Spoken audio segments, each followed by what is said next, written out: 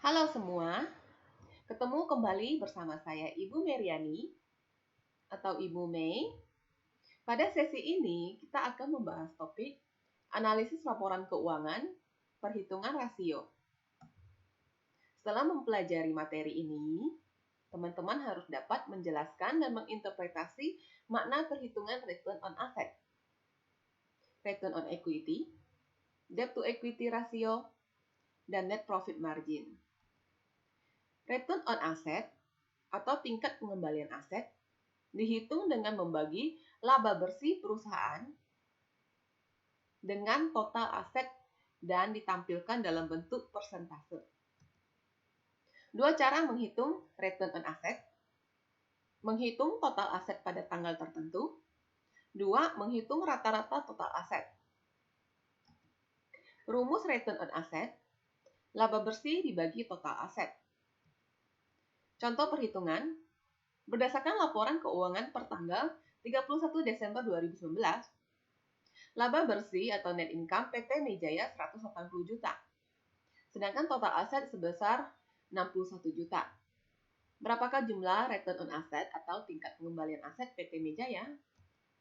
Laba bersih setelah pajak dibagi total aset. 180 juta dibagi 61 juta.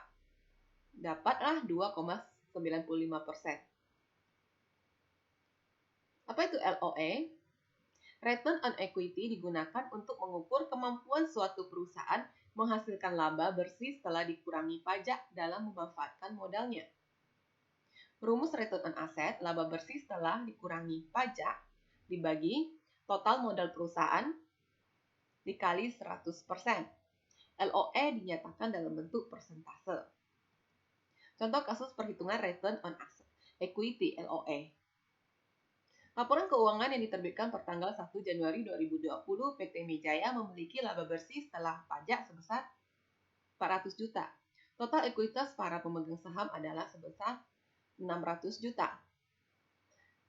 Berapa banyakkah rasio pengembalian ekuitas atau return on equity atau LOE pada PT Mejaya? Sesuai rumus, kita masukkan ke dalam rumus laba bersih setelah pajak di soal 400 juta dibagi ekuitas pemegang saham di soal 600 juta. Hasil return on equity pada perusahaan sebesar 66,66%. Jadi hasil rasio pengembalian ekuitas pada PT Mejaya pada tahun 2020 adalah sebesar 66,66%. Apa itu debt to equity ratio? Debt to equity ratio menunjukkan seberapa besar tingkat utang perusahaan terhadap modal. Debt to equity ratio dibagi dengan rumus total liabilities dibagi total shareholder equity. Total kewajiban atau hutang dibagi total modal pemegang saham. Contoh, PT Mejaya pada tahun 2020 memiliki total hutang sebesar 900 juta serta ekuitas sebesar 600 juta. Seorang investor ingin membeli saham di sana. Dilihat dari debt to equity ratio, apakah menguntungkan bagi seorang investor untuk membeli saham di sana? Rumusnya total hutang dibagi total ekuitas. Total hutang berapa? 900 juta di soal. Total ekuitas 600 juta. Dapat DR-nya 1,5. Net profit margin. Rasio profitabilitas yang digunakan untuk mengukur persentase laba bersih pada suatu perusahaan terhadap penjualan bersih. Margin laba bersih menunjukkan proporsi penjualan yang tersisa setelah dikurangi semua biaya. Rumusnya, net profit margin, net profit dibagi net sales. Contoh, berdasarkan laporan per tanggal 31 Desember 2019, pendapatan penjualan bersih net sales PT Mejaya adalah sebesar 200 juta.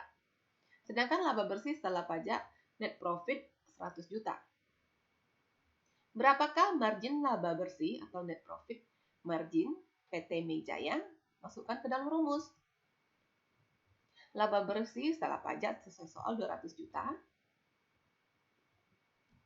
dibagi pendapatan penjualan bersih sesuai soal 100 juta dapat margin laba bersih 2%. Umumnya, meskipun tergantung pada jenis industri dan struktur bisnis, margin laba bersih atau net profit margin dengan persentase lebih dari 10% sudah dianggap sangat baik. Referensi diambil dari Jeffrey Wagan 2015, Financial Accounting IFRS Edition. Demikian video ini, semoga bermanfaat. Terus semangat belajar mencapai impian dan cita-cita.